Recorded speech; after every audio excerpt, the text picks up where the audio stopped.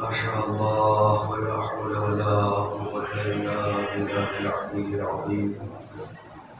حسبنا الله ونعم الوكيل، نعم المولى ونعم النصير. أعوذ بالله السميع العليم من الشيطان اللعين الرجيم. بسم الله الرحمن الرحيم. الحمد لله الذي يجازي كل صانع ورايش كل قانع وراحم كل طارئ ومنزل المنافع والكتاب الجامع بالنور الساطع وهوان الدعوات سامع وللقربات دافع وللدرجات رافع وللجبابرة قانع فلا إله غيره ولا شيء يعدله. ليس كمثله شيء وهو السميع البصير اللطيف الخبير وهو على كل شيء قدير. والصلاة والسلام والتحية والإكرام على السيد الأنام الذي سمي في السماء أحمد وفي الأرض أبي القاسم محمد.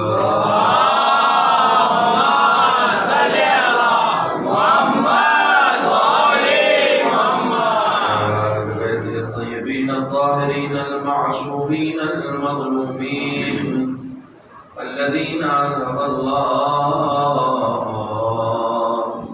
عنهم الرجس وطهرهم تطهيرا.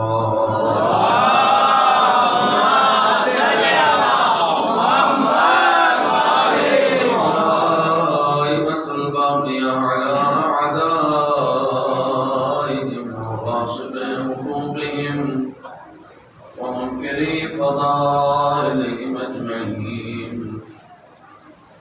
أما بعد، فقد قال الله الحكيم في القرآن الكريم: بسم الله الرحمن الرحيم.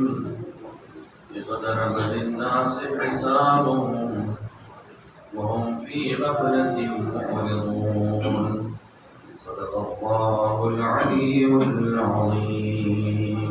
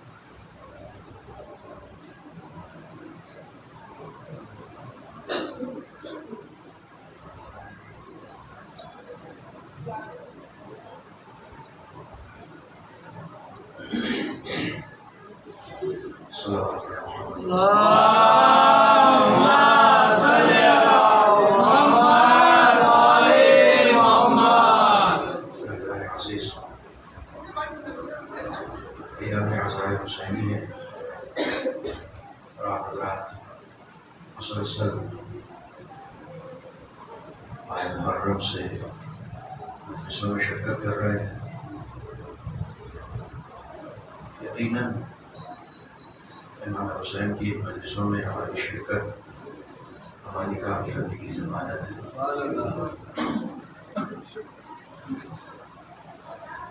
کسی عالم سے یہ پوچھا گیا تھا کہ اگر عزاداری نہ ہوتی تو کیا ہوتا، تو انہوں نے بے جھجک، بغیر رکے ہوئے، بغیر تأمل کیے ہوئے، بغیر وقفہ کیے ہوئے فوراً ہی ایک دوسرا سوال کر دیا اور کہا یہ سوال تو ایسا ہی ہے جیسے مچھلی سے یہ پوچھا جائے کہ اگر پانی نہ ہوتا تو کیا ہوتا۔ عزاداری امام حسین کے عاشقوں کے لیے وہی حیثیت رکھتی ہے جو مچھلی کے لیے پانی حیثیت رکھتی ہے۔ عزاداری ہمارے لیے حیات ہے۔ حیات کیوں ہے؟ صرف اس لیے کہ ہم شرکت کریں، نوحہ پڑھیں، مجلس پڑھیں، امام حسین کا تبرک کھائیں۔ امام حسین کا تبرک صرف وہ نہیں ہے جو امام باڑوں میں مل رہا ہے۔ بطن مادر سے قبر تک ہم جو کچھ بھی کھا رہے ہیں وہ سب امام حسین کا۔ یہ ایک ایسی ناگزیر حقیقت ہے جس سے انکار نہیں کیا جا سکتا، اس سے انکار نہیں کیا جا سکتا۔ امام حسین کا احسان ہے کہ زندگی باقی ہے، امام حسین کا احسان ہے کہ خدا کی بندگی باقی ہے، امام حسین کا احسان ہے کہ دنیا باقی ہے۔ آپ یقین جانیں امام حسین کی ہمت عملی کے سبب یہ کائنات باقی ہے، ورنہ کائنات سن 61 ہجری میں اجڑ گئی ہوتی۔ امام حسین کو صرف ایک بددعا کے لیے ہاتھ اٹھانے کی ضرورت تھی۔ بہرحال موضوع جو ہمیں دیا گیا ہے ان مجلسوں کے لیے وہ بظاہر بعض لوگ کہتے ہیں ڈرانے والا موضوع ہے، لیکن میری نگاہ میں وہ ڈرانے والا موضوع نہیں ہے۔ انسان کی موت جو ہے وہ انسان کو بچاتی ہے۔ بہت توجہ رکھیے گا، میں اسی طریقے سے انشاءاللہ آپ کے درمیان گفتگو کروں گا، بہت آرام سے۔ بھوپال پہلی مرتبہ نہیں آیا ہوں میں واقف ہوں یہاں کی سماعت سے، بہت آرام سے گفتگو کروں گا، لیکن ہر جملے پر میں خاص توجہ چاہوں گا۔ خطابت کی توقع مجھ سے مت رکھیے گا، خطابت آپ گلزار صاحب سے بھی سن چکے ہیں۔ میں بیٹھ کے پڑھے ہوئے اسباق دہراؤں گا جو میں پڑھ چکا ہوں، اس سبق کو میں پھر سے آپ کے سامنے سناؤں گا۔ وہ باتیں جو کلاس روم کی ہیں ان باتوں کو میں ممبر پر بیان کرنے کی کوشش کروں گا۔ چنانچہ جو بھی 4 دن مجھے ملا ہے اس موضوع پر گفتگو کرنے کے لیے، اس کے اوپر انشاءاللہ کوشش یہ کروں گا کہ بسیط انداز میں تفصیل کے ساتھ، ڈیٹیل کے ساتھ کچھ باتیں آپ سے کی جا سکیں۔ سورہ مبارک انبیاء کی پہلی آیت میں نے پڑھی ہے۔ ایڈریس اس لیے دے رہا ہوں تاکہ یہاں پر ایڈریس لیجیے اور گھر پر جا کر قرآن کھولیے۔ 2 کام ہوگا، آپ گھر پر جا کر جب قرآن کھولیں گے نا تو حسین خوش ہوں گے کہ میری مجلس میں گیا تو قرآن کھولنے کی توفیق ہوئی۔ آپ کا جو زندہ امام ہے ہر نماز کے بعد جسے ہم سلام کرتے ہیں اس میں آپ کیا کہتے ہیں؟ السلام علیکہ یا شریک القرآن، اے قرآن کے شریک تم پر ہمارا سلام ہو۔ دیکھیے اس شریک کو تو شاید میں نہیں سمجھا سکوں، میں نہیں سمجھ، اس وقت آپ میرے شریک ہیں، میں پڑھ رہا ہوں آپ سن رہے ہیں، آپ میرے شریک ہیں، بٹ کیا اہل بیت قرآن کے ساتھ ایسے ہی شریک ہیں جیسے آپ میرے ساتھ شریک ہیں؟ نہیں۔ ایک گلاس پانی لیجئے تو اس میں شکر ڈالیے اور چمچ سے شکر کو گھول دیجئے، پھر مجھے بتائیے پانی کہاں ہے اور شکر کہاں ہے؟ جس طریقے سے شکر میں پانی میں شکر گھل جاتی ہے اور شکر کا نام و نشان نہیں ہوتا، اس طریقے سے جیسے پانی میں شکر شریک ہو جاتی ہے اہل بیت کی زندگی میں قرآن شریک ہے۔ اور ایک جملہ میں آپ کی بہت اچھی بہت پاکیزہ سماعتوں کے حوالے کر رہا ہوں، جملہ میرا پرانا ہے لیکن بہت قیمتی جملہ ہے کہ اہل بیت کی زندگی میں قرآن ایسے ہی شریک ہے جیسے پانی میں شکر شریک ہو جاتا ہے اور پتہ نہیں چلتا. جملہ حوالے کر رہا ہوں، زندگی اہل بیت کا ساتھ چھوڑ سکتی ہے لیکن قرآن اہل بیت کا ساتھ نہیں چھوڑ سکتا. چنانچہ نو کے نیزہ پر امام حسین نے تلاوت کر کے بتایا کہ حیات سے رشتہ ٹوٹ گیا ہے، قرآن سے اگر امام حسین سے عشق ہے تو قرآن سے بھی عشق ہونا چاہیے. رسول اسلام صرف اہل بیت کو چھوڑ کر نہیں گئے ہیں، قرآن چھوڑ کر بھی گئے ہیں. اس محبت کا تقاضا یہ ہے کہ جیسے امام حسین کے عشق میں آپ سرشار ہیں، ویسے ہی عشق کا تقاضا یہ ہے کہ ہماری زندگی میں قرآن بھی ہونا چاہیے. چنانچہ کچھ کام ہم لوگ کریں گے مل کر بیٹھ کر، کچھ میں یہاں ممبر پہ بیٹھ کے سناؤں گا، کچھ ہوم ورک آپ کے لیے بھی رہے گا، آپ بھی گھر جا کر قرآن مجید دیکھیں. اب ضرورت نہیں ہے گھر جا کر، راستے میں بھی دیکھ سکتے ہیں. اینڈرائڈ سسٹم نے قرآن مجید آپ کے موبائل میں بھی دے دیا ہے. ہندی میں دیکھنا ہو ہندی میں دیکھیے، انگریزی میں دیکھنا ہو انگریزی میں دیکھیے، اردو میں دیکھنا ہو اردو میں دیکھیے، جس زبان میں دیکھنا ہو. لیکن دیکھیے گا ضرور، سورہ انبیاء کی پہلی آیت ہے. میں صرف آج پہلی آیت پڑھ رہا ہوں، موقع ملا تو انشاءاللہ آگے بھی پڑھوں گا. اقترب للناس حسابهم، لوگوں کے حساب کا وقت بہت قریب آ گیا ہے. وہم فی غفلۃ معرضون، لیکن پتہ نہیں وہ کتنے بے خبر ہیں اپنے حساب سے. حساب کا وقت قریب آ گیا ہے اور لوگ اپنے حساب سے بے خبر ہیں. بعض لوگ ہم سے پوچھتے ہیں مولانا اگر ہمارا رشتہ امام حسین سے ہے تو ہمیں بھی حساب دینا پڑے گا. یہ سوال ہوتا ہے. میرا رشتہ امام حسین سے ہے، میرا رشتہ اہل بیت سے ہے، ہم سے کیسا حساب لیا جائے گا؟ میں آپ سے ایک سوال کرتا ہوں. آپ اپنے بچے کو 100 روپے دیتے ہیں کہ بیٹا سودا لے کر آ جاؤ. جب وہ آتا ہے تو اس سے حساب لیتے ہیں یا پڑوسی کے بچے سے حساب لیتے ہیں؟ بات پہنچ رہی ہے. حساب اپنوں سے لیا جاتا ہے، غیروں سے نہیں لیا جاتا. آپ چونکہ حسین کے ہیں اسی لیے آپ سے حساب لیا جائے گا. جو حسین کا نہیں ہے وہ بے حساب جہنم میں ڈالا جائے گا. صلوات پڑھیں محمد والے.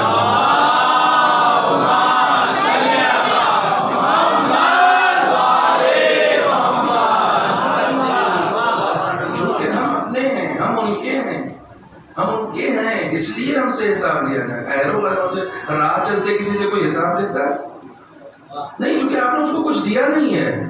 اس سے کیسا حساب؟ حساب اس سے ہوگا جو آپ کا ہے، جو آپ کا آپ نے، جس کو آپ نے کچھ دیا ہے. کیا دیا ہے؟ جناب موسیٰ نے خداوند عالم سے کہا محبوب جو تیرا سب سے محبوب بندہ ہے مجھے اس سے ملنا ہے. اپنے زمانے میں جناب موسیٰ نے کہا کہ اس وقت جو تیرا بہت محبوب بہت ہی تیرے قریب ہے مجھے اس سے ملنا ہے. ایڈریس دیا گیا جناب موسیٰ کو، موسیٰ جاؤ فلاں دریا کے کنارے ایک غار ہوگا، اس غار میں میرا بندہ بیٹھا ہوگا، جاؤ اس سے ملو. دیے گئے ایڈریس پر جناب موسیٰ پہنچ گئے. کیا دیکھا؟ ایک شخص ہے جو فالج زدہ ہے، ہاتھ پیر دونوں کام نہیں کر رہے ہیں، مفلوج ہے، ایک گٹھری کی طرح پڑا ہوا ہے. اسے کوڑ ہے، کوڑ کی بیماری ہے.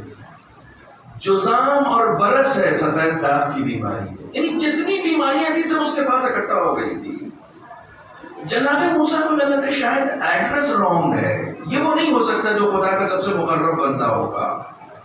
میں کہاں آ گیا؟ معبود ٹھیک آیا ہوں. ہاں ٹھیک ہے، وہ یہی ہے. اتنے میں جبرائیل آئے، کہا موسیٰ ٹھیک آئے، وہ یہی ہے. کہا یہی ہے، خدا کا سب سے مقرب بندہ ہے اس وقت یہی. کہا یہی ہے. کہا کیوں؟ کہا اس وقت پتہ ہے میں کیوں آیا ہوں. جبرائیل نے کہا موسیٰ اس وقت پتہ ہے میں کیوں آیا ہوں. کہا کیوں؟ کہا ابھی تمہیں پتہ چل جائے گا یہ خدا کا مقرب بندہ کیوں ہے. بہت توجہ رکھیے گا. ابھی تمہیں پتہ چل جائے گا یہ خدا کا مقرب بندہ کیوں ہے. کہا پتہ ہے میں کیوں آیا ہوں. کہا کیوں آیا ہوں. کہا میں اس کی آنکھیں لینے آیا ہوں. ہاتھ نہیں ہے، پیر نہیں ہے، کوڑ کی بیماری ہے، جزام کی بیماری ہے، برس کی بیماری ہے، تمام بیماریاں ہیں، نہ کھانے پینے کے علاج ہے، سب کچھ. کہا میں اس کی آنکھیں لینے آیا ہوں. وہ نہیں سن رہا ہے. موسیٰ سن رہے ہیں جبرائیل کی باتیں. آنکھیں لے لی. آنکھیں لینے کے بعد وہ سجدے میں گیا اور سجدے میں جا کے کہتا معبود ایک ہی چیز بچی تھی جس سے گناہ کرنے کا خدشہ تھا، تو نے وہ بھی لے لیا، شکر ہے تیرا شکر ہے، ایک آنکھ ہی بچی تھی جس سے گناہ کا خدشہ تھا کہ اس سے گناہ ہو سکتا ہے، تو نے وہ لے لیا۔ اللہ اکبر۔ جن لوگوں کو حساب کا خوف ہوتا ہے نا، جن لوگوں کو حساب کی فکر ہوتی ہے، وہی اپنے رب کے قریب ہوتے ہیں۔ کہا موسیٰ جانتے ہو یہ کیوں میرے اتنا قریب ہے؟ جانتے ہو اس کو میں کیوں چاہتا ہوں؟ کیونکہ یہ مصیبتوں میں بھی شکوہ نہیں کرتا ہے، شکر کرتا ہے۔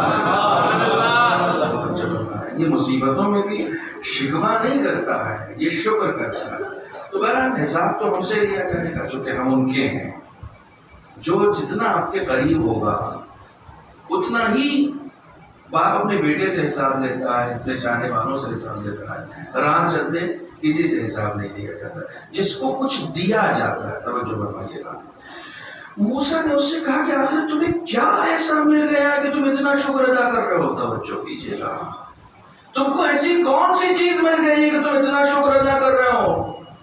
ہاتھ پاؤں تمہارے ہیں نہیں، کھانے کے تمہارے پاس لالے ہیں، رہنے کے لیے ایک نامانوس سی جگہ ہے، آنکھیں بچی ہوئی تھی وہ بھی اس وقت لے لی گئی، کیا ہے؟ کہا جس محلے سے تم آ رہے ہو نا، اس محلے میں دور دور تک کہیں بھی کسی کے پاس بھی، جس گھر میں چلے جاؤ گے نا، کسی کے پاس بھی کوئی بھی تم کو مومن نہیں ملے گا جس محلے سے تم آ رہے ہو۔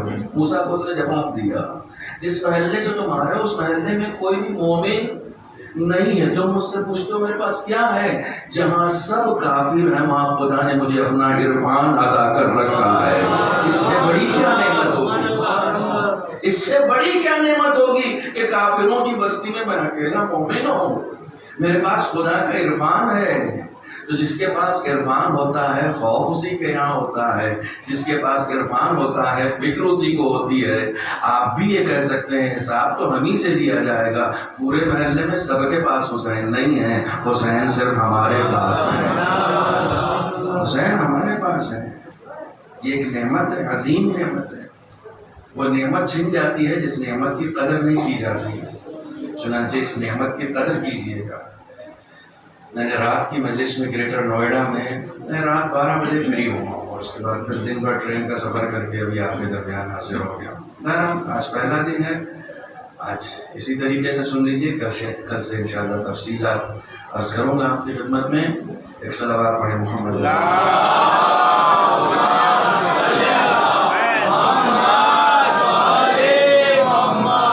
اور اس سے بہتر صلوات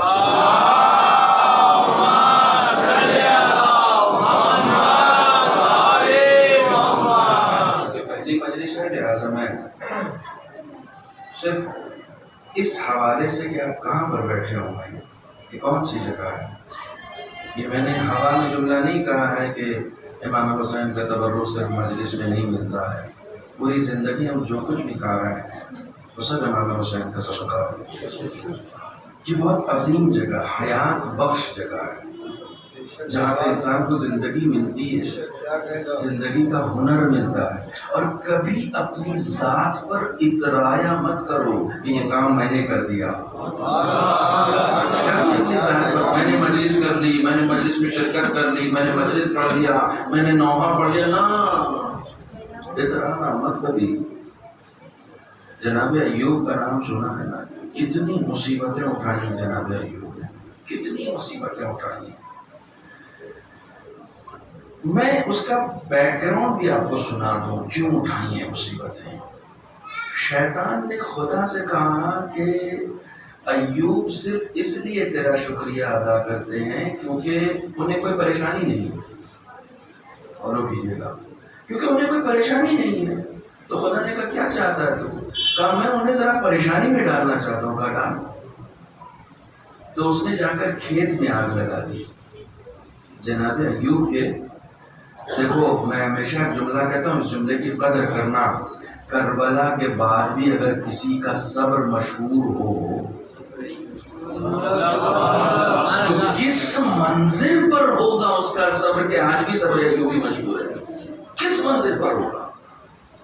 کھیت میں آگ لگا دی، ظاہر سی بات ہے کسی کا اناج جل جائے، سال بھر کا راشن جل جائے تو وہ چیخے گا نا، چلائے گا نا، لیکن شیطان نے اناج تو جلا دیا، جناب ایوب کے لبوں کا تبسم نہیں چھین سکا۔ کوئی بات نہیں ہے۔ تو ظاہر سی بات ہے کہ دیکھو خدا بھی کانفیڈنس کے ساتھ اگر شیطان سے کہہ رہا ہے کہ تو کر کے دیکھ لے، میں اپنے بندے کو جانتا ہوں، تو بندہ بھی تو اس بلندی پر ہو کہ خدا کو بھی خدا کو کچھ کانفیڈنس تو ہونا چاہیے۔ ہاں میرا بندہ تو کر کے دیکھ لے، تجھے لگ رہا ہے بہک جائے گا، تجھے یہ لگ رہا ہے کہ میرا راستہ چھوڑ دے گا، تجھے یہ لگ رہا ہے کہ میرا سجدہ کرنا چھوڑ دے گا، تجھے یہ لگ رہا ہے میرے آگے جھکنا چھوڑ دے گا، میرا ہے۔ خدا شیطان کو چیلنج کر رہا ہے، جو میرا ہوتا ہے وہ تیرے چکر میں نہیں آتا، تیرے چکر میں آتا بھی جو تیرا ہوتا ہے، میرا نہیں ہوتا۔ توجہ فرمانے، میں باتوں میں پوری مجلس پڑھ جاؤں گا اور آپ سوچتے رہ جائیں گے۔ جو میرا ہوتا ہے وہ تیرے چکر میں آتا ہی نہیں، وہ میرا ہے، اور خدا کو بھی اس کے اوپر کانفیڈنس ہوتا ہے کہ یہ میرا ہے، میرا ہے یہ۔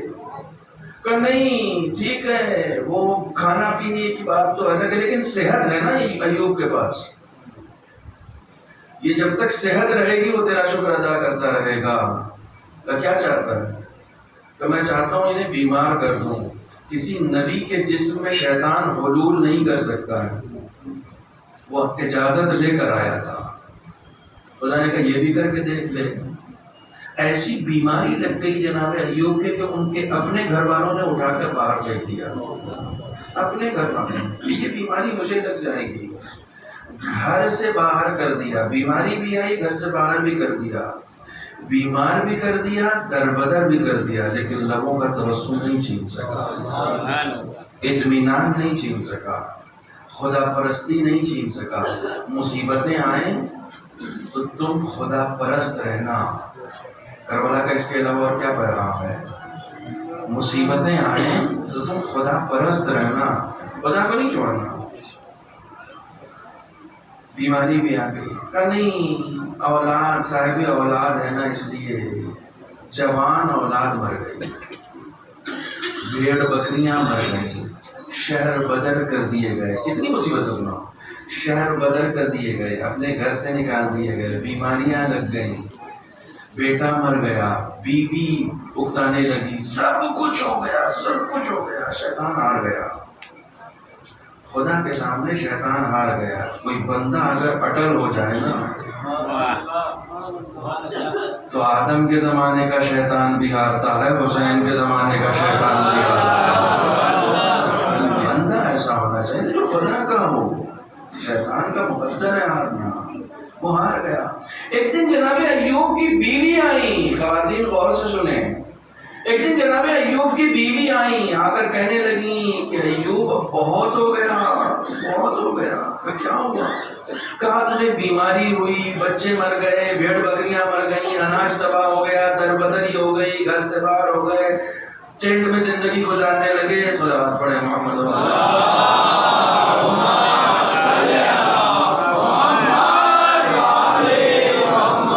سب کچھ تو ہو گیا، لیکن اب مجھ سے برداشت نہیں ہو رہا ہے۔ کیوں؟ کیا ہو گیا؟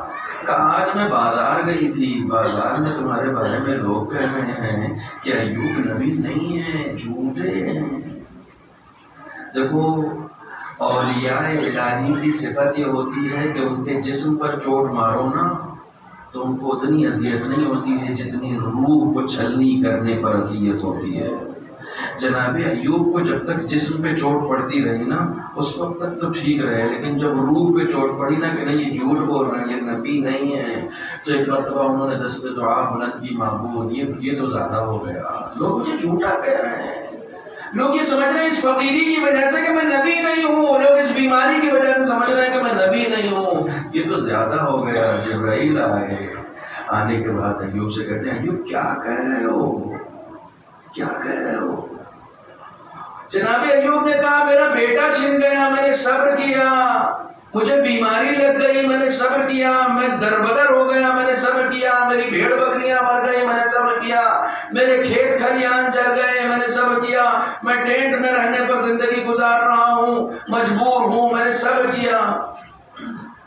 جبرائیل نے کہا ایوب خدا نے سلام کہا ہے اور سلام کہہ کے یہ پوچھا ہے کہ صبر کیا یا صبر کی اس نے توفیق دی؟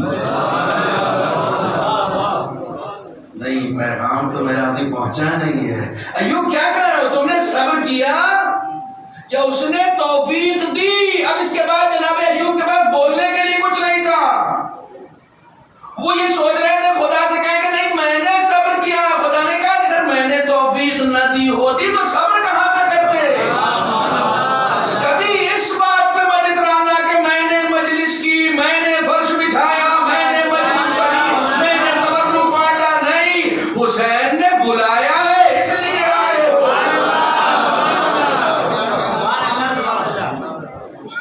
قبر المقدسہ میں حرم معصومہ میں زیارت امام حسین، زیارت عاشورہ پڑھی جا رہی ہے. مداح، وہاں مداح ہوتے ہیں نا، مداح زیارت عاشورہ پڑھ رہا ہے. السلام علیک یا ابا عبداللہ. تو اس نے فوراً کربلا کا رخ کیا، رخ کر کے کہتا ہے مولا سلام تو مستحب ہے، جواب واجب ہے. تو آیت اللہ مظاہری وہیں بیٹھے ہوئے تھے، مداح کی طرف دیکھ کے کہتے ہیں خبردار یہ جملہ آج کہہ لیا دوبارہ نہ کہنا. امام حسین سے کبھی یہ نہ کہنا کہ سلام مستحب ہے اور جواب واجب ہے. تم کیا کہنا چاہ رہے ہو؟ تم نے حسین کو سلام کیا ہے، وہ ولی خدا ہے. ولی خدا کے سامنے تم کبھی سلام کرنے میں سبقت لے ہی نہیں جا سکتے. انہوں نے سلام کیا ہے، یہ تم جواب دینے بیٹھے ہوئے ہو. تم جواب دینے بیٹھے ہوئے ہو، تمہیں بلایا گیا ہے. سجدہ شکر کرو کہ تمہیں توفیق مل گئی. سجدہ شکر کرو کہ تمہیں حسین کے دربار میں بلا دیا گیا. سجدہ شکر کرو کہ تمہیں حسین کے خیمے میں بلایا گیا. آیت اللہ بہجت کہتے ہیں نا جب کہیں مجلس میں جاؤ اور کوئی پوچھے کہ کہاں جا رہے ہو تو کہو کربلا برپا ہے، ہم حسین کے خیمے میں جا رہے ہیں. یہ حسین کا خیمہ ہے، ہم اس میں آئے ہیں. ہمیں جو نعمتیں عطا کی گئی ہیں ان میں سے ایک نعمت مجلس حسین ہے. آج جو آپ موت کے حوالے سے گفتگو سننے آئے ہیں نا، خود وہ موت بھی ایک نعمت ہے. لوگ حیرانوں میں موت نعمت ہے. جی موت بھی نعمت ہے. خدا بند عالم کی طرف سے آنے والی ہر چیز نعمت ہوتی ہے. جہنم بھی نعمت ہے. حیران مت ہوئیے گا، آن ریکارڈ بات کہہ رہا ہوں، شیطان بھی نعمت ہے. کنفیوز مت ہوئیے گا، اٹ ول بی کلیئر. شیطان کیسے نعمت ہے؟ وہ تو ایک رانگ آنسر ہے نا، وہ تو ایک غلط جواب ہے. تو کبھی امتحان دیا ہے؟ امتحان جب لیا جاتا ہے تو دو طرح کے امتحان ہوتے ہیں، ایک تفصیلی اور ایک آبجیکٹیو.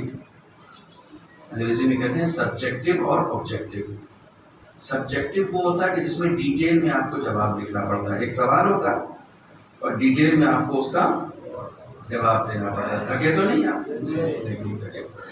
ایک آبجیکٹیو ہوتا ہے، ایک سوال لکھا ہوا ہے جو کون بنے گا کروڑ پتی میں ہوتا تھا. نیچے 4 آپشن ہیں، اے بی سی ڈی. چاروں صحیح ہوتے ہیں، ایک ہی صحیح ہوتا ہے نا، 3 تو غلط ہوتے ہیں. یہ غلط کس کی طرف سے آتے ہیں؟ یہ غلط جواب کون دیتا ہے؟ آپ کا ٹیچر. تو ٹیچر کی طرف سے غلط جواب دیا گیا تو یہ غلط جواب نعمت ہے یا نہیں ہے؟ خدا کا شکر، بات پہنچ رہی ہے. یہ جو آپشن میں 3 آپشن غلط دیے ہوئے ہیں اور ایک ہی آپشن صحیح ہے نا، تو یہ غلط آپشن دیا کس نے؟ ٹیچر نے دیا. ٹیچر آپ کے اوپر مہربان ہے یا نہیں ہے؟ مہربان ہے نا. اس نے غلط آنسر دیا ہی اس لیے ہے تاکہ اپنے بچے کی صحیح صلاحیت کو پہچان سکے.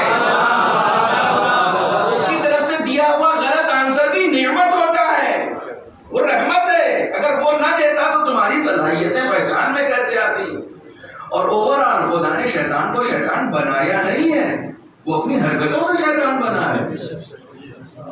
اسے تو خدا نے جن بنایا تھا عبادت کے لیے، وہ اپنی حرکتوں سے شیطان بنا ہے. اور شیطان سے وہی نہیں، جن نہیں بنتے، انسان بھی شیطان بنتے ہیں. روایت ہے کہ کبھی کبھی تمہارے نوجوانوں خاص طور سے سنو، یہ سوال بہت آتا ہے میرے پاس کہ لوگ کہتے ہیں مولانا دل میں بڑے عجیب و غریب خیالات آتے ہیں، وسوسے ہوتے ہیں، بہت ہی رانگ تھنگ، بہت ہی غلط خیالات دل میں کبھی کبھی آتے ہیں. یہ کیوں ہوتا ہے؟ یہ وسوسہ ہے. کبھی آپ کی صحبت اچھے لوگوں کے ساتھ نہیں ہوتی ہے، اس وجہ سے یہ وسوسے آتے ہیں. یعنی روایت میں ہے کہ دو طرح کے شیاطین ہیں، ایک شیاطین جن ہیں اور ایک شیاطین انس ہیں. دونوں کا علاج بھی سن لیجیے. آج پہلی مجلس میں بات جو ممبر پہ آ جاتی ہے میں فوراً سنا دیتا ہوں، علاج بھی ہے. جب کبھی تم کو یہ لگے کہ شیاطین جن حملہ کر رہے ہیں تو ایک جملہ چھوٹا سا یاد کر لو، فوراً پڑھو لا حول ولا قوت الا باللہ العلی. یاد رہے گا نا؟ یہی جو میں نے بتایا اتنا، اپنی طرف سے نہ آگے بڑھائیے گا نہ پیچھے ہٹائیے گا. لا حول ولا قوت الا باللہ العلی. یہ شیطان جن کے لیے ہے، اور اگر شیطان انس ہو کوئی انسانوں میں سے ہو تو اس کے لیے صرف درود کافی ہے. اللہم صلی علی محمد.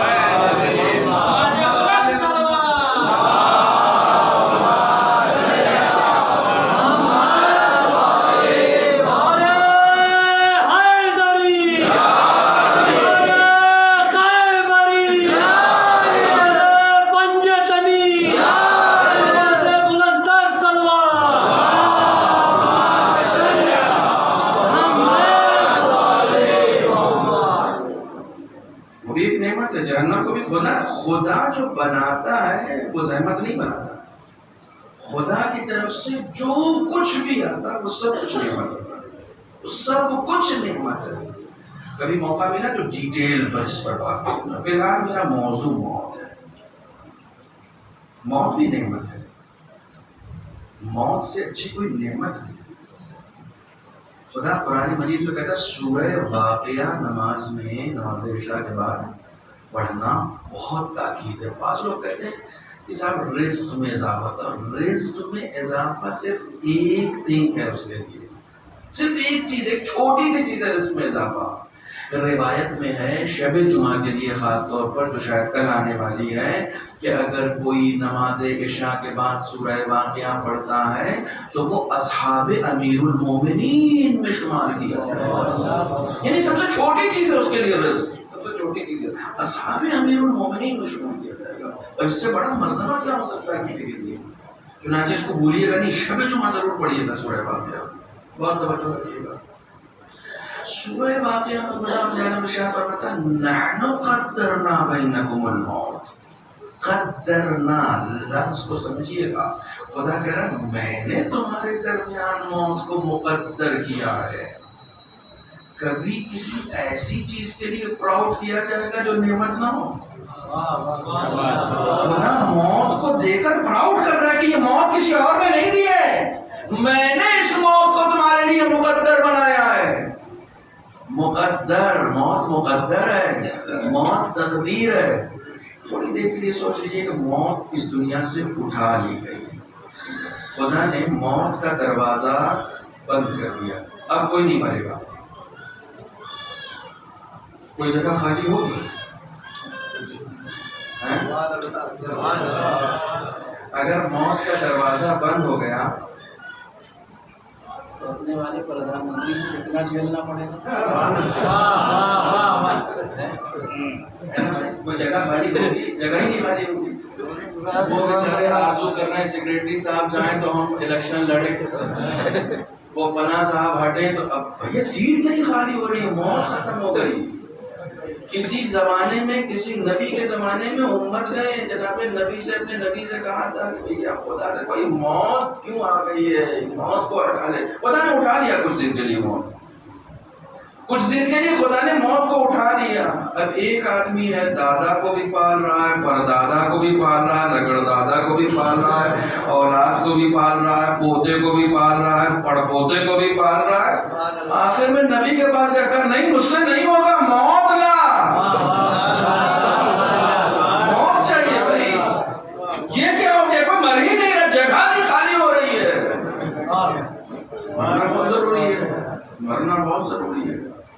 تو جو چیز ضروری ہے اسی کی تو تیاری ہوتی ہے. دیکھیے آپ کو لگ رہا ہے کہ یہ خشک موضوع ہے، اسے میں اتنا تر بنا دوں گا انشاءاللہ کہ آسانی سے حلق سے اتر جائے گا. بہت اچھا موضوع ہے، بڑا اچھا موضوع دے دیا آپ لوگوں نے، تو ہم نے دے بھی دیا. یہ جملے کو یاد رکھیے گا، کسی دن کام آئے گا، آج نہیں.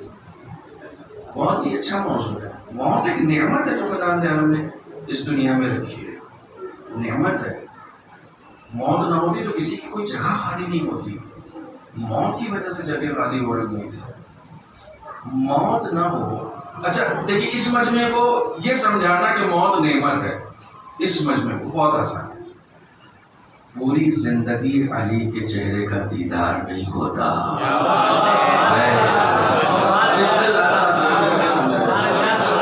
موت کتنی بڑی نعمت ہے کہ اس کا دیدار کراتی ہے جس کے اشتیاق میں پوری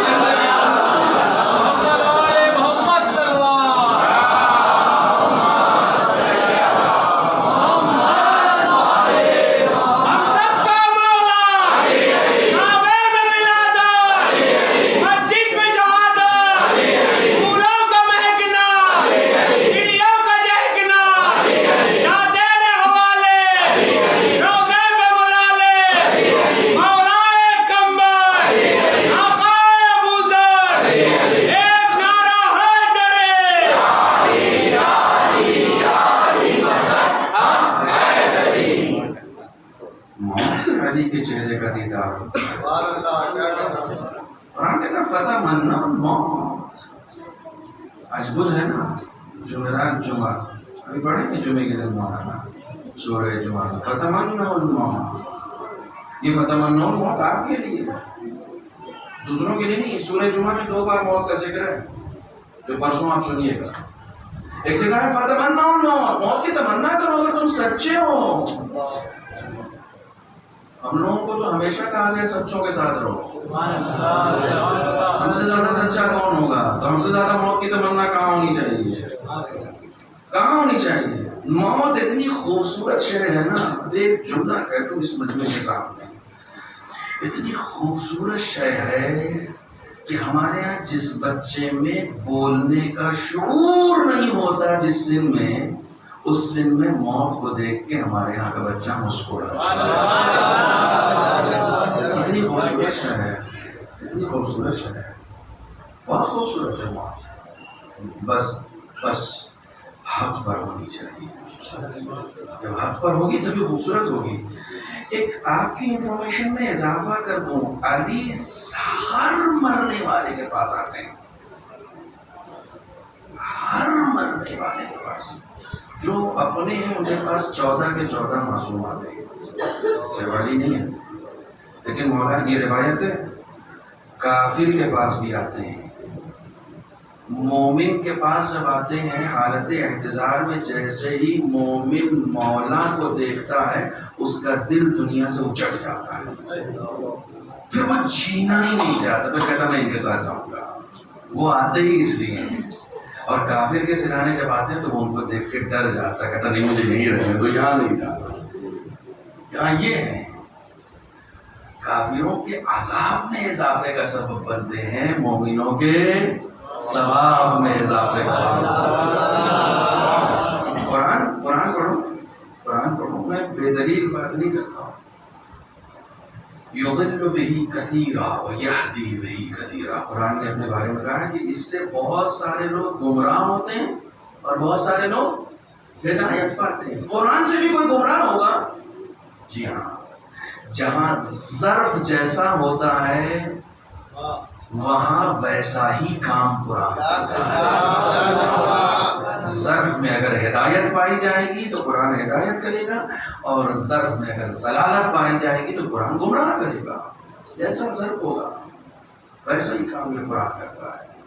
یہ موت، آج سے اسی کے اوپر بات کریں کہ موت ایک نعمت ہے. حالانکہ آپ کو بتا دوں 40 منٹ ہو چکا ہے مجھے بیٹھے ہوئے، ہے نا. یہ ہوتا ہے.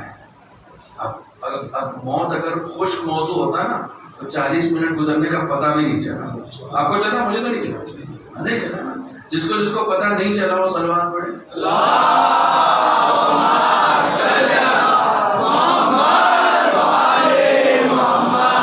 آپ لوگ مجھے سنتے رہتے ہیں، مجھ سے واقف ہیں. میں ہمیشہ کہتا ہوں کہ بات کو ڈیلیور کرنے کے لیے چیخنے کی ضرورت تھوڑی ہوتی ہے. بات تو پہنچ جاتی ہے نا. ابھی اظہر صاحب اللہ، میں نے اناؤ میں ایک جملہ کہا تھا. اناؤ کی شب داری میں گیا تھا میں 26 محرم کو. وہاں ایک جملہ کہا تھا، ایسے ہی میں بیٹھ کے بات کر رہا تھا. بڑا کثیر مجمع تھا شیعہ سنی سب کا. تو میں نے ایک جملہ وہاں ممبر سے آ گیا. میں نے کہا امام حسین اتنی عظیم شخصیت ہیں کہ ان کو پہنچانے کے لیے، دیکھیں امام حسین جیسی خوبصورت شخصیت کہیں آپ کو تاریخ میں ملے گی. امام حسین دل میں اتارنے کے لیے ہوتے ہیں، کان میں ٹھوسنے کے لیے نہیں ہوتے. امام حسین کی ذات دل میں اتارنے کے لیے، کان میں ٹھوسنے کے لیے چلانا پڑتا ہے. چلانے کے لیے شخصیت میں کہیں کوئی کمزوری ہونی چاہیے. ہماری شخصیت اتنی خوبصورت ہے کہ وہ فوراً دل میں اترتی ہے. اور جب ہمارے موت ایک عظیم نعمت ہے جو خداوند عالم کی طرف سے ہمیں عطا کی گئی ہے. اچھا، ایک حدیث آپ لوگوں نے سنی ہوئی ہے.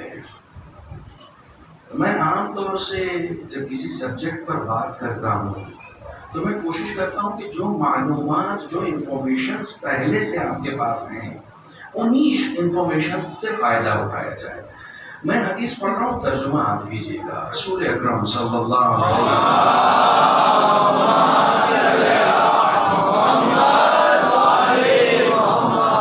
ارشاد فرماتے ہیں الدنیا سجن للمؤمن وجنت للکافر. دنیا مومنوں کے لیے، زور سے بولو، قید خانہ ہے. سلامت رہو. آپ کو پہلے سے معلوم ہے یہ رسول کی حدیث. دنیا مومن کے لیے قید خانہ ہے، کافر کے لیے جنت ہے. اچھا، اگر کبھی ایسا ہوتا ہے کہ عام طور سے پہلے مومنین کے درمیان نہیں ہوتا تھا، اب ہونے لگا کہ آپس میں کیسز ہونے لگے ہیں دوسرے کو. حسین والا کبھی کسی غیر کا سہارا نہیں لیتا، اپنے مسائل کو اپنے گھر میں حل کرتا ہے. کرنا بھی چاہیے. لیکن اگر کسی کو کورٹ نے جیل بھیج دیا ہے، ہر دن وہ کورٹ میں جا کے عرضی لگاتا رہتا ہے بیل کے لیے. لگاتا ہے نا. کیوں؟ کیونکہ جیل میں کوئی نہیں رہنا چاہتا بھائی.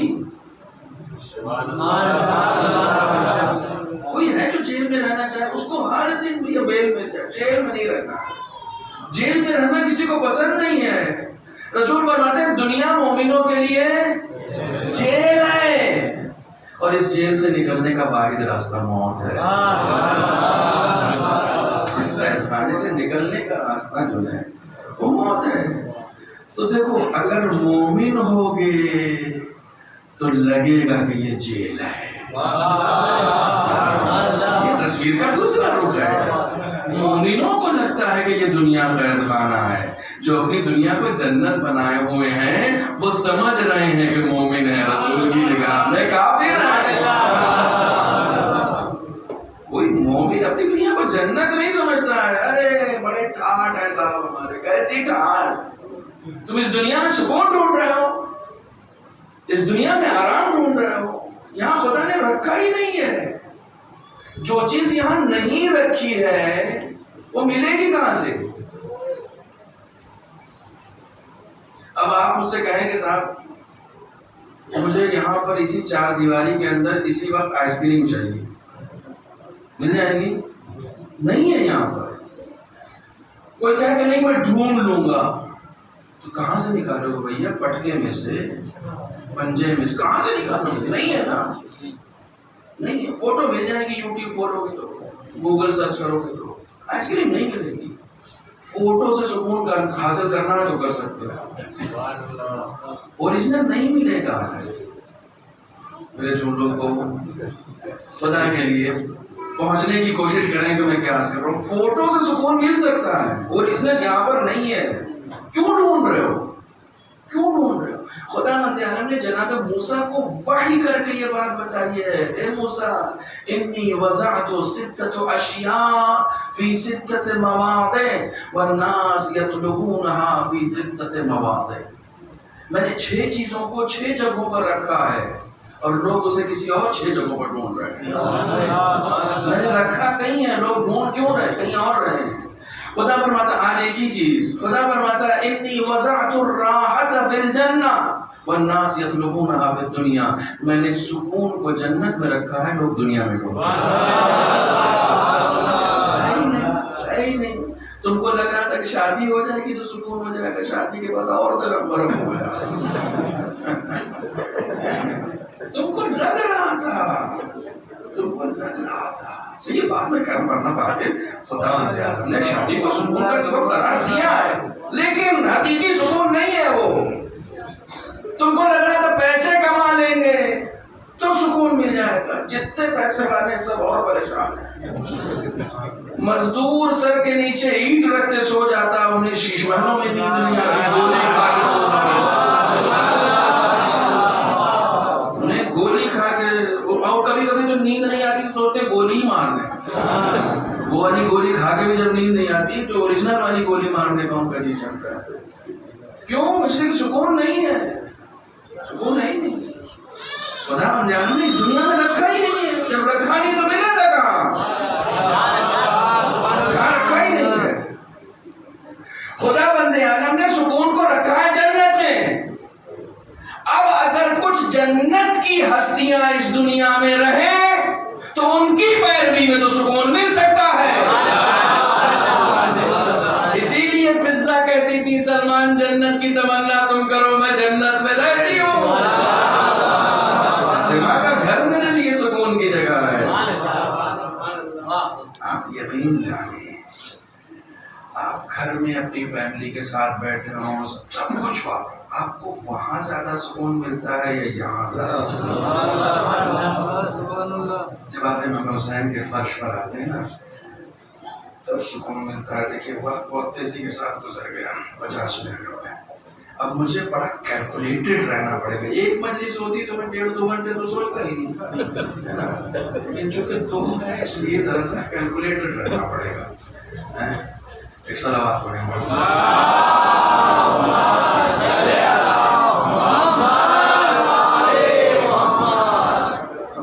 نے اس دنیا میں سکون نہیں رکھا ہے، اسے جنت میں رکھا ہے۔ ہر وہ آدمی جو اس دنیا کو جنت بنائے ہوا ہے، یقیناً وہ کہیں نہ کہیں رانگ وے پر جا رہا ہے۔ اس میں سکون تلاش مت کرو۔ دنیا کو کھیت کہا گیا ہے، کھیت میں مزدور رہتا نہیں ہے، دن میں کام کر کے شام میں گھر پہ آ جاتا ہے۔ تمہارا حقیقی گھر کہیں اور ہے، یہ کھیت ہے۔ کھیت میں اتنی ہی دیر رہنا ہے جتنی دیر تمہارا کام ہے، بس اس سے زیادہ نہیں۔ الدنیا مزرعۃ الآخرہ، دنیا آخرت کی کھیتی ہے، یہ کھیت ہے۔ کبھی سنا ہے، میں مجھ سے زیادہ سفر کون کرتا ہوں، کبھی سنا ہے کہ کسی نے پلیٹ فارم پہ اپنا کمرہ بنوایا؟ پلیٹ فارم پہ کہے کا کمرہ بنوانا، گزرنا ہے وہاں سے۔ دنیا آخرت کے پلیٹ فارم کا نام ہے۔ آخری روایت سن لیجیے اور اس کے بعد مسائل۔ جناب داؤد، جناب داؤد کون ہے؟ جناب سلیمان نبی کے والد ہیں، جن کو اتنی بڑی حکومت خدا نے عطا کی۔ جناب داؤد قبرستان سے گزر رہے ہیں، دیکھا ہے ایک عورت پھوٹ پھوٹ کر رو رہی ہے کسی قبر پر بیٹھی ہوئی۔ سوچا جا کے تسلی دیں، تعزیت پیش کریں۔ اماں جی کیا ہو گیا؟ کا بیٹا بھری جوانی میں اس دنیا سے رخصت ہو گیا۔ کیا عمر رہی ہوگی؟ صرف 450 سال۔ کتنے سال؟ صرف 450 سال۔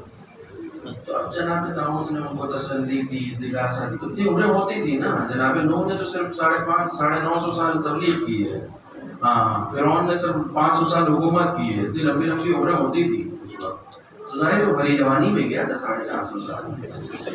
تو بہرحال بڑی تسلی دی، اسے تعزیت پیش کی، اماں صبر کرو۔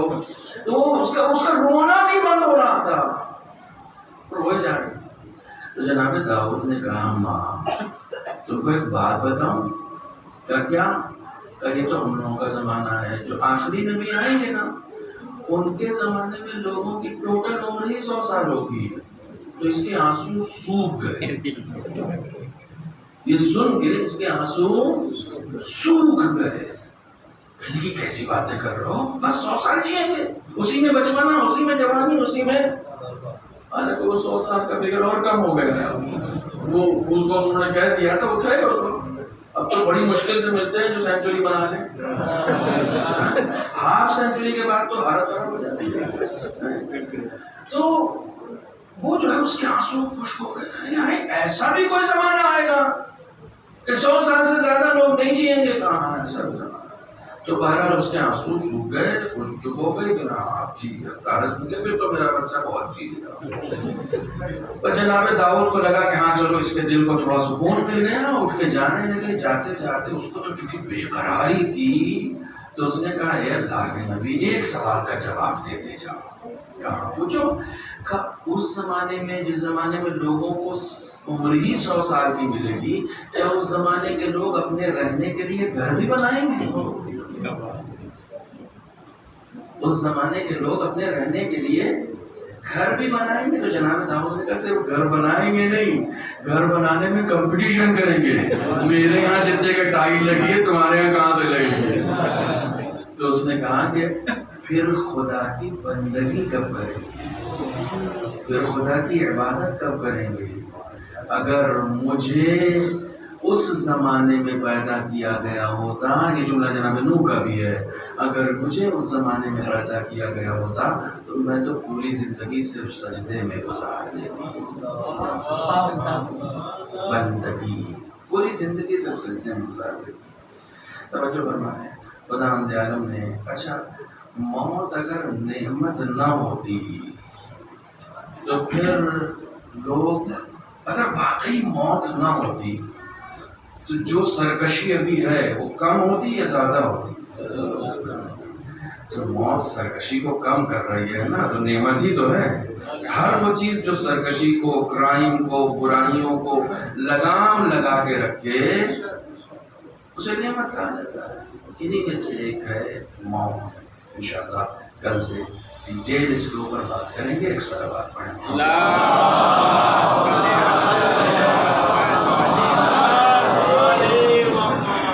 دیکھیے معال مجلس جو ہے وہ بہرحال ذکر مصائب ہے, ذکر مصیبت ہے. ہمیں اس موت کے مزے کا علم نہیں ہے, لیکن خانوادہ عصمت و طہارت میں آپ کسی نوجوان سے بھی پوچھئے گا کیف الموت عندک, تو وہ فوراً کہے گا احلی من العسل. بغیر چکھے کوئی مزہ بتا سکتا ہے؟ بغیر چکھے شہد سے زیادہ شیریں ہے. اللہ اکبر, کتنی خوبصورت موت ہے یہ موت یہاں, کتنی خوبصورت موت ہے. ایام اسیری کے ایام ہیں. میں بہت سوچ رہا تھا کہ 2 سال سے تو جلوس نہیں نکل رہا ہے ہمارے یہاں, لیکن ہم لوگ کا جلوس جو نکلتا بھی ہے تو کتنا چلتا ہے؟ زیادہ زیادہ 1 کلومیٹر 2 کلومیٹر. میرے وطن میں 5 کلومیٹر چلتا ہے. آپ کے یہاں پتہ نہیں کتنا چلتا ہے, لیکن اس سے زیادہ کیا ہوگا؟ کہیں زیادہ سے زیادہ آپ چلیں گے 10 کلومیٹر چلیں گے. ننگے پاؤں بھی ہوتے ہیں, آپ چلتے بھی ہیں, لیکن جلوس کے بعد تھکن ہوتی ہے نا. کتنی تھکن ہوتی ہے؟ جتنی بھی تھکن ہو 1200 میل تو نہیں چلے. آپ جب چل رہے تھے تو آپ کے پاؤں کے نیچے کسی نے کانٹے تو نہیں بچھائے تھے. آپ جب چل رہے تھے تو آپ کو کسی نے ہتھکڑیاں تو نہیں پہنائی تھی. آپ کے جسم پر لوہے کا وزن تو نہیں ڈالا گیا تھا. آپ جب چل رہے تھے تو آپ کی ماں بہنیں ننگے سر تو آپ کے آس پاس نہیں تھی. کن مصیبتوں کو اٹھایا ہے سید سجاد. السلام علیک یا ابا عبداللہ وعلی الارواح التي حلت ببنائك عليك مني سلام الله ابدا